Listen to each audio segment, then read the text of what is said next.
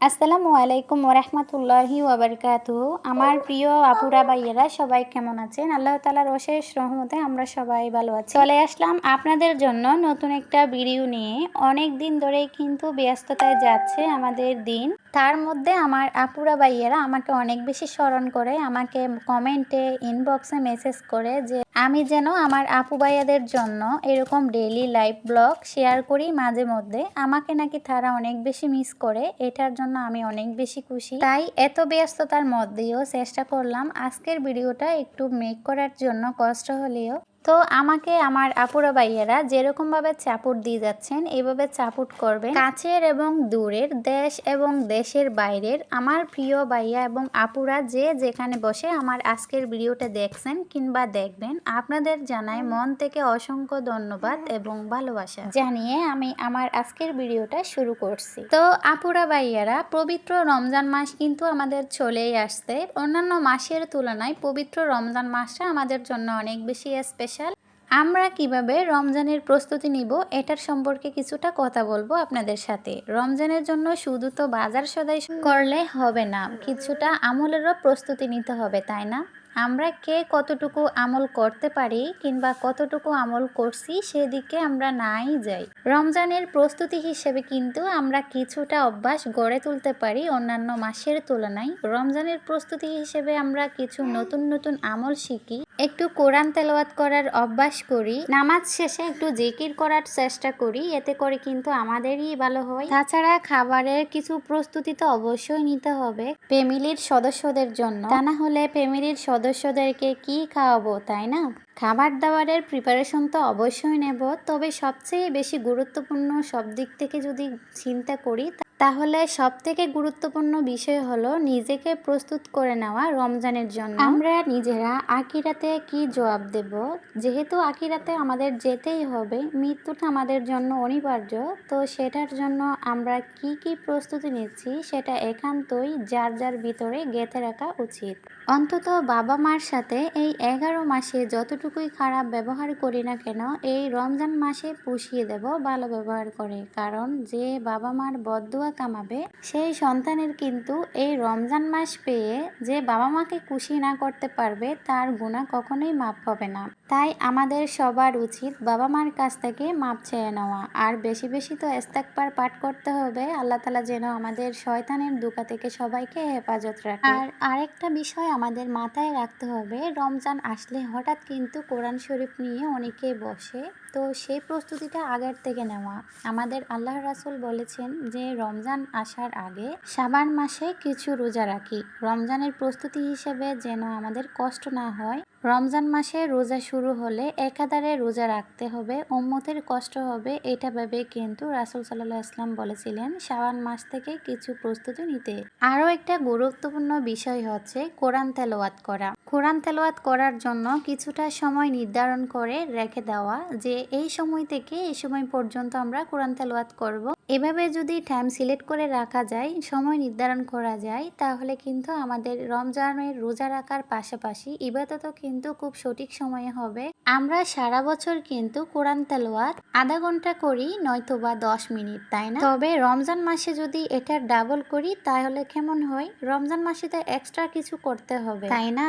রমজান মাসে যদি আমরা একটা ভালো কাজ করি কিংবা একটা সওয়াবের কাজ করি, একটা ভালো কাজের জন্য 70 গুণ বেশি সওয়াব পাবো, আর যদি একটা খারাপ কাজ করি কিংবা গুনাহের কাজ করি তাহলে 70 গুণ বেশি গুনাহ হবে। তাহলে দেখেন আমাদের আল্লাহ তাআলা কতটা সুযোগ দিয়েছেন এই রমজান মাস হিসেবে আমাদেরকে। এই সুযোগটা তো অবশ্যই কাজে লাগাতে হবে আমাদেরকে, তাই না? 1 ঘন্টার জন্য যদি 70 ঘন্টা পেয়ে যাই তাহলে খুব বেশি ভালো হয় না? বলুন তো আমার আপু ভাইয়ারা, আমরা কি করব তাহলে? বেশি বেশি সওয়াবের কাজ করব, ভালো কাজ করব, ইবাদত করব।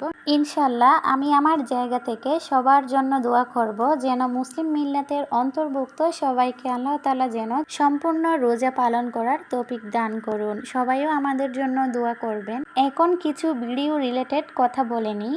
ছোটবেলায় আম্মুকে দেখতাম যে রমজান মাস আসার আগে পুরো সম্পূর্ণ ঘর বাড়ি মোটা পর্দা থেকে শুরু করে সবকিছু ক্লিন করে নেওয়া। তো আমারও সেই অভ্যাসটা কিন্তু হয়ে গেছে। প্রতি বছরই রমজান আসার আগে আমি সম্পূর্ণ ঘর একেবারে ডিপ ক্লিন করে নিই 1 সপ্তাহ আগে থেকে। এইবারে আরও কিছুদিন আগে প্রিপারেশন নিয়ে নিচ্ছি, যেহেতু আমার বাচ্চা দুইটা ছোট, ওদেরকে নিয়ে কিন্তু সময় মতো কাজ করা কিন্তু কঠিন হয়ে যায়, সেজন্য আগে থেকে প্রস্তুতি নিয়ে নিচ্ছি। শীত কিন্তু প্রায় শেষ বলতে পারেন, তাই আমি শীতের কম্বল থেকে লেপ থেকে শুরু করে সবকিছু ধুয়ে উঠানোর জন্য সবকিছু গুছিয়ে নিচ্ছি, আর গরমের জন্য প্রস্তুতি নিচ্ছি। গরমে কি কি ইউজ করব, কাপড় চোপড় নকশি কাঁথা সবকিছু বের করে ধুয়ে আমি প্রিপেয়ার করে নিচ্ছি, যেন পরে আবার কষ্ট না হয়। আজকে একেবারে বলতে পারেন সম্পূর্ণ ঘর একেবারে ডিপ ক্লিন করছি, রান্নাঘর থেকে শুরু করে সবকিছু গুছিয়ে নিয়েছি। এমনিতেই আলহামদুলিল্লাহ আমার ঘর কিন্তু সব সময় পরিষ্কার রাখার চেষ্টা করি। তারপরও রমজান মাস আমাদের জন্য অনেক বেশি স্পেশাল একটা মাস, তাই রমজানের উপলক্ষে সবকিছু আবারও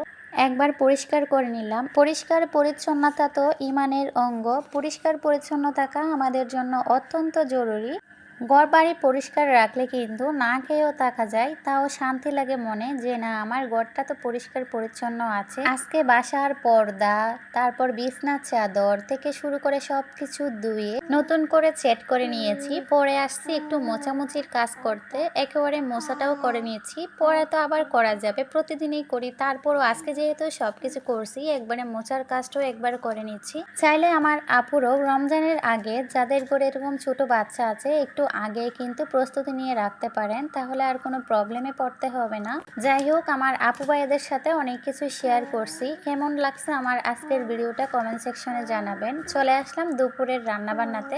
আজকের দুপুরে রান্না করছি হাতে মাখা মসুর ডালের চচ্চড়ি। ফার্স্টে আমি ডালগুলো ধুয়ে নিয়ে পেঁয়াজ রসুন কাঁচা জাল টমেটো ধনিয়া পাতা সবকিছু দিয়ে একসাথে মাখিয়ে নিচ্ছি সরিষার তেল দিয়ে।